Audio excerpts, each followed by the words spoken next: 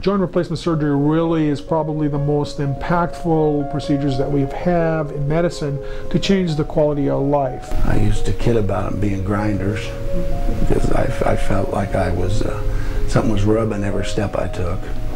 And every time he'd done another knee or hip, I could feel the difference. So joint replacement basically deals with a very specific problem, that as a result of trauma, arthritis, deterioration, the joint stops working.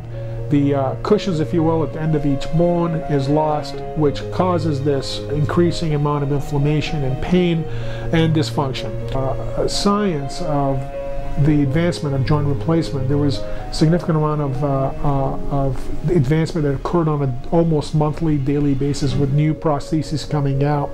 But as well, married with that was the way we treated patients in terms of the medical rehabilitation environment, the way they were taken care of around the hospital time, as well as identifying patients that really would benefit from this procedure was very difficult. So sifting through all these questions, we were able to identify a pathway, if you will, that helped us identify the correct patients that would benefit from this procedure, do the procedure with the least amount of complications and side effects, and then optimize the outcomes afterwards for these patients.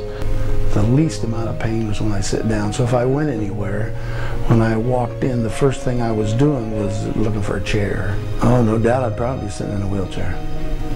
There wouldn't probably be any, you know, if you didn't have this, I don't know what you'd have. And there was another important component that we had not really looked at closely in the past. And that component we had in the past, for example, concentrated on the physical component, the ability to get up and go, to be able to be without pain, to sleep at nights, to return to work. But there was another mental component that we did not assess properly. You know, how vital they felt, how much energy they had, if they were sleeping well, if they were depressed, all had an impact on the ability of how they did from a function perspective, but it was not scientifically quantified. And this study was really based on that aspect of the work that was presented to the medical innovators.